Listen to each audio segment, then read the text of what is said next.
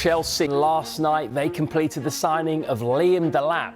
The Mike Maignan chapter is closed for Chelsea. Big transfer news. Chelsea have reached an agreement with Brighton and Hove Albion to sign João Pedro. Another attacker who's a 6 or 7 out of 10. João Pedro lines one up. Oh, it's the corner brilliantly. Chelsea are the new Club World Cup champions. And I think it's fair to say they enjoy it. And Leroy was a huge part of our build-up. And now he's out. And Chelsea have announced the signing of Alejandro Garnacho. All right, Jamie, welcome to Chelsea. Talk us through some of the emotions you've been feeling now that the deal is done. It was all the noises, wasn't it? He's going to Chelsea. How have Spurs nipped in? We fully expect to see quite a few players leaving Chelsea over the next couple of weeks as well as they seek to balance their transfer spending.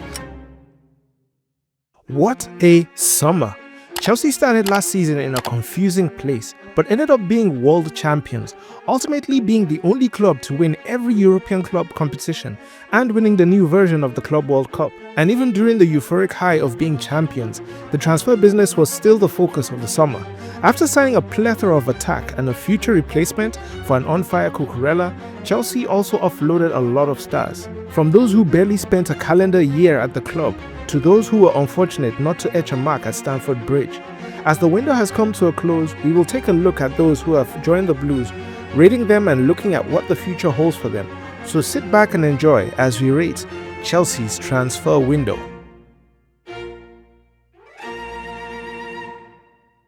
In a dramatic transfer window, we failed to sign Maignan and Simons, got rejected by a scorned Nicholas Jackson, offloaded stars like Felix and Nkunku, failed to offload players like Sterling and Disasi, bought and immediately shipped out players like Paez and Sarr, still had no solution for Mudryk, and still managed to strengthen the squad with players that make sense, players that suit what Maresca wants, and players that add quality in the depth as we will be competing in all possible competitions this season. One of the earliest signings is a security for the future, as Liam Delap joined from Ipswich Town. Given the 9 shirt, it was clear that he was signed as a man to compete with Nicholas Jackson and eventually winning the battle to be the main talisman for Chelsea. This signing is an ace simply because Delap is a natural. He is scrappy, a bully, and he has good technique. You can see that with his first goal at the Club World Cup, the turn, the holding of the ball to then slotting it in. Prediction: Delap will be a second choice striker or play when João Pedro is deployed somewhere else on the field. João Pedro has started his career as a Blue in astonishing fashion. Initially raising eyebrows when signed, Pedro went on to star at the Club World Cup, scoring 2 sensational goals against his boyhood club, and then putting the finishing touches to the destruction of PSG to claim his first cup with Chelsea. Where Delap uses his strength to control the attack, Pedro supplements himself with technique.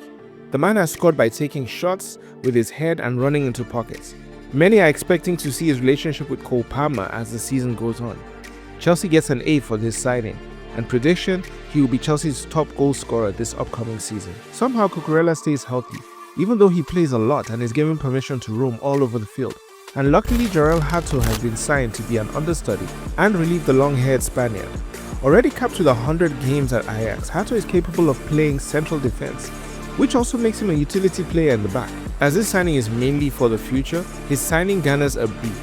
And prediction is he will play lots of games this season, but will become a dangerous player next season. Estevao technically was signed last season, but was always going to leave Palmeiras for Chelsea this year. Though there have been rumblings and praise about this teenager for a while, the world finally saw his potential during the Club World Cup. His goal against Chelsea was a thing of beauty, and due to Palmer's early injury, Estevao was able to start a game, one in which he produced an assist and relentlessly took on defenders. At first I gave this transfer a C, but as he has matured his game even more since last year, this looks like another A. Prediction: he will be very enthusiastic and he will contribute well to the team. Hopefully his playing style will not get him injured. Jamie Gittens is a strange one because there was not much fanfare with him.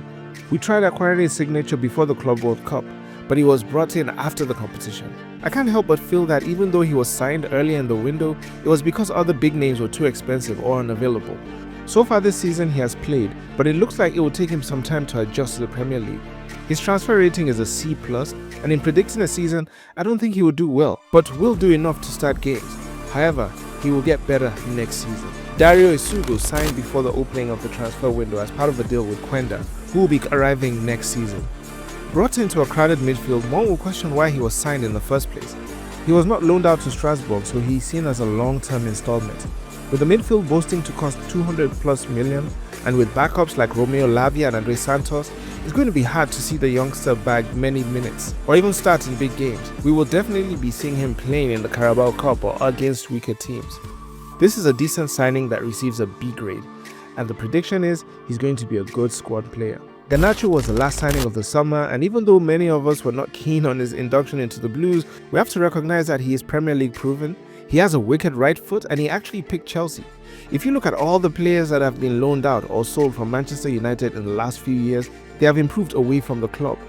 And so I'm optimistic that Garnacho will be a good alternate to Mr. Gittins, as long as he focuses on the football and not the social media. This signing is a B because the man is not a finished article. As for the prediction for the season, Garnacho will be ahead of Gittins, and if he does well in his role, expect him to be a starter. Players like Facundo Buonanotte or Sarr could not be rated simply because one might not have longevity at the club and the other is a future prospect. However, this will be an exciting season as the competition for the league is mouth-watering. Who do you think will win the league this season? Do you think Liverpool will win it again? Do you think Man City will reclaim dominance? Or do you think Arsenal will finally get their hands on the trophy? Or do you think dark horses Spurs will surprise us with Kudus, Kolo and Simons? Time will tell.